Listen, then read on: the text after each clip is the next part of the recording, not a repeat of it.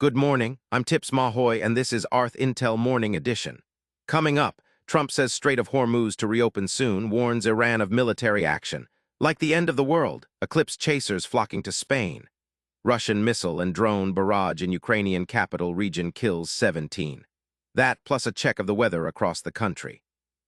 President Trump says the Strait of Hormuz will reopen very soon, warning Iran of strong military action if a deal isn't reached. Speaking to reporters after a Republican fundraising event in Los Angeles, Trump said, according to Fox News, "The strait is going to be open very soon, or they're going to hit very hard, and then the strait is going to be open." Trump said very good discussions were underway with Iran and stressed he prefers a diplomatic solution. However, Iran has denied holding direct negotiations with the U.S., saying its talks are with Oman over reopening the strategic waterway. Eclipse chasers from around the world are heading to northern Spain for a total solar eclipse on August 12, the first visible in mainland Europe this century. Enthusiasts describe the experience as breathtaking, with the sky darkening, temperatures dropping, and animals behaving strangely as the moon blocks out the sun. But devastating wildfires burning in parts of Spain are complicating plans, with one Australian eclipse chaser saying she may cancel her trip out of respect for those affected. Solar physicists say some in this small community are already looking ahead to next year's eclipse in Luxor, Egypt, which at over 6 minutes will be the longest total eclipse visible until the year 2114. Russian missiles and drones struck Kyiv and the surrounding region overnight, killing 17 people and wounding 44, according to Ukrainian President Volodymyr Zelensky. Zelensky said the attack hit a brewing company, a construction materials warehouse, and a mail sorting office he described as having nothing to do with the war, but Russia's defense ministry claimed the business's masked ties to the military.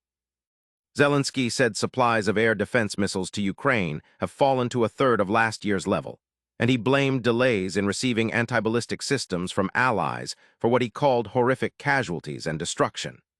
One employee at the epicenter retail chain was killed, and 3 others wounded when the company's logistics center was hit, the company said. An Associated Press investigation has found that more than 50 parents and spouses of active-duty U.S. service members have been detained under the Trump administration's immigration crackdown, with at least 6 deported and 8 still in custody. Army SGT. Head Lionel Tercios Juarez says his wife was detained outside a Walmart in front of their young daughter, while Air Force Tech. SGT. Wendy G. Bev says her father was deported to Mexico just weeks after being detained at a routine immigration interview. According to the AP, these family members were long shielded from deportation under bipartisan policy, but are now routinely being held for months. DHS responded that military service alone does not automatically grant lawful immigration status, and said it does not compile data on these cases. ArthIntel Headline News is brought to you in part by Toolbox Development, AI web development and marketing. Learn more at toolboxdevelopment.net. We'll be right back. Despite several news outlets calling Michigan's Democratic Senate primary for Abdul El-Sayed, he stopped short of declaring victory over Rep. Haley Stevens Tuesday night, telling supporters votes were still being counted. With 93% of ballots in, El-Sayed led 48.7% to 47.3%. He credited his grassroots campaign for closing a massive spending gap, saying outside groups spent $70 million against him, outspending his campaign 11-1. The Democratic nominee will face Republican Mike Rogers, who ran unopposed and has Donald Trump's endorsement, for the seat being vacated by retiring Sen. Gary Peters. Arizona Democratic Gov. Katie Hobbs is reportedly planning to pick a Republican as her running mate for re-election. According to the New York Times, citing unnamed sources, former Mesa Mayor John Giles is expected to be announced soon as her lieutenant governor nominee, though neither Hobbs nor Giles has confirmed it. Hobbs will face Rep. Andy Biggs, who has President Trump's endorsement, in a state where moderate Republicans and independents have helped her before. This will be the first election under a 2022 law letting Arizonans vote for governor and lieutenant governor as a ticket. Speaker Mike Johnson is speaking out for the first time on Rep. Max Miller, saying colleagues must allow this process to play out. The House Ethics Committee announced Tuesday it will investigate allegations of domestic abuse and illegal drug use against Miller, after the congressman himself requested the probe to clear his name. Miller told CNN that Johnson and others are standing behind him, but Johnson said he's simply been consistent, noting the House doesn't discipline members over allegations alone. Johnson also addressed a separate case, after the Ethics Committee recommended censuring Rep. Chuck Edwards of North Carolina for what it called persistent, unprofessional, and inappropriate conduct toward 2 female staffers. ArthIntel Headline News is brought to you in part by Toolbox Development, AI web development and marketing. Learn more at toolboxdevelopment.net. We'll be right back. The Guardians are set to promote top prospect Angel Genao for the stretch run, and analysts say he could be an even better prospect than Yankees rookie George Lombard, who homered in his MLB debut this week. According to mid-season rankings from Fangraphs and Baseball Prospectus, Genao actually rated higher than Lombard on both lists. Genao has hit .299 with an .858 ops at AA and AAA this season, adding 11 home runs and 11 stolen bases with strong plate discipline. His promotion comes as fellow Guardian Jose Ramirez deals with what's described as a setback in his surgically repaired left hand. The Cleveland Browns still don't have a clear answer at quarterback as training camp continues. Head coach Todd Monken tells NFL Network's Cameron Wolfe that Shedeur Sanders needs to speed up his decision-making, while Deshaun Watson has thrown 6 interceptions through the first 4 practices and must improve ball security. Monken says he wants one of the two to make it clear who is the guy with his play, but that hasn't happened yet.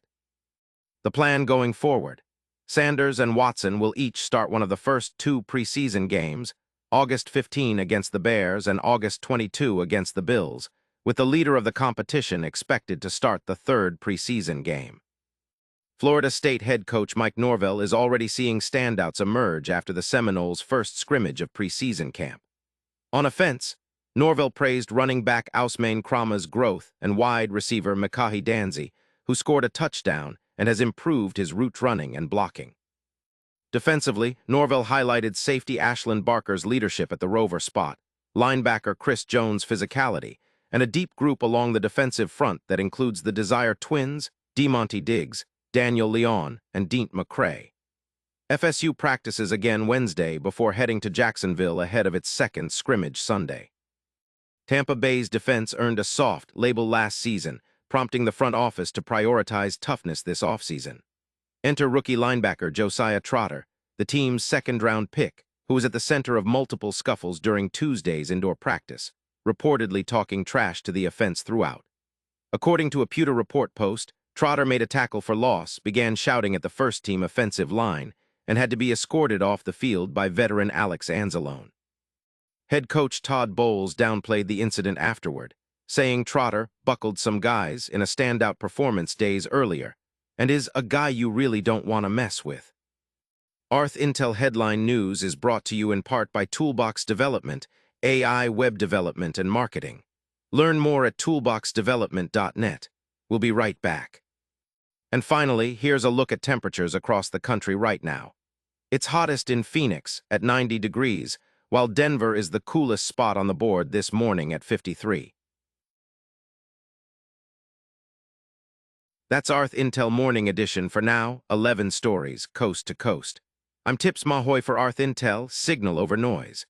Stay informed, visit arthintel.com for full reports, and hit the notification bell so you're always in the loop.